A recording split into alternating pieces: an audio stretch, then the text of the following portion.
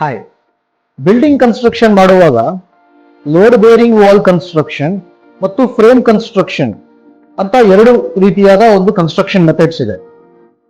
ಸುಮಾರು ಒಂದು 15ರಿಂದ 20 ವರ್ಷ ಹಳೆ ಬಿಲ್ಡಿಂಗ್ ಗಳನ್ನ ನೋಡಿದ್ರೆ ನೀವು, ಎಸ್ಪೆಷಲಿ ಬೆಂಗಳೂರಿನಲ್ಲಿ, ಆ ಬಿಲ್ಡಿಂಗ್ ಗಳಲ್ಲಿ ನಿಮ್ಗೆ ಕಾಲಮ್ಸ್ ಹಾಗೂ ಬೀಮ್ಸ್ ಕಾಣೋದಿಲ್ಲ.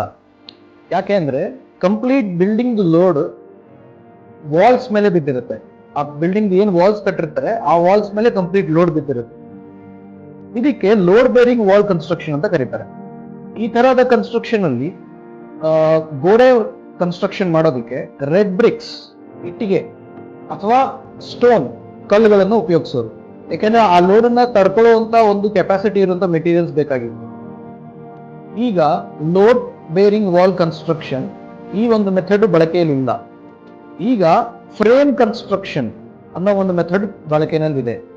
ಈ ಒಂದು ಮೆಥಡ್ ಅಲ್ಲಿ ಕಂಪ್ಲೀಟ್ ಬಿಲ್ಡಿಂಗ್ ಲೋಡ್ ಬೀಮ್ಸ್ ಮತ್ತೆ ಕಾಲಮ್ಸ್ ಮೇಲೆ ಇರುತ್ತೆ. ನೀವು ನೋಡಿರ್ಬೋದು, ಸಾಕಷ್ಟು ಕಾಲಮ್ಸ್ ಬೀಮ್ಸ್ ಕಾಣುತ್ತೆ ಬಿಲ್ಡಿಂಗ್ಸ್ ಅಲ್ಲಿ. ಸೊ ಆ ಕಂಪ್ಲೀಟ್ ಲೋಡ್ ಬೀಮ್ಸ್ ಗೆ ಬಂದು, ಬೀಮ್ಸ್ ಇಂದ ಕಾಲಮ್ಸ್ ಗೆ ಬಂದು ಅದು ಗ್ರೌಂಡ್ ಆಗುತ್ತೆ.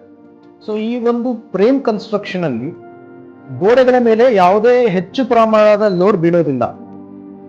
ಅಂದ್ರೆ ಗೋಡೆಗಳು ಕೇವಲ ಒಂದು ಪಾರ್ಟಿಷನ್ ಆಗಿ ಇರುತ್ತದೆ, ಅದರ ಮೇಲೆ ಯಾವುದೇ ರೀತಿಯಾದ ಲೋಡ್ ಬೀಳೋದಿಲ್ಲ.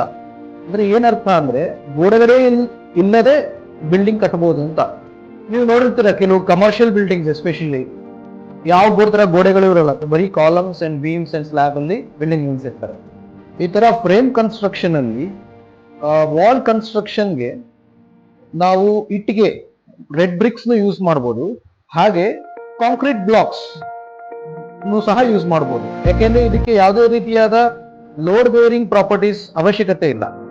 ಹಾಗಾದ್ರೆ ಬ್ರಿಕ್ಸ್ ಅಥವಾ ಕಾಂಕ್ರೀಟ್ ಬ್ಲಾಕ್ಸ್ ಇವೆರಡರಲ್ಲಿ ಯಾವ್ದು ಒಳ್ಳೇದು, ಯಾವ್ದು ನಾವು ಯೂಸ್ ಮಾಡಬೇಕು, ಇದ್ರ ಏನು ಡಿಫರೆನ್ಸ್ ಅವೆರಡು, ಇದ್ರ ಬಗ್ಗೆ ನಾವು ನೆಕ್ಸ್ಟ್ ವಿಡಿಯೋನಲ್ಲಿ ತಿಳ್ಕೊಳ್ಳೋಣ.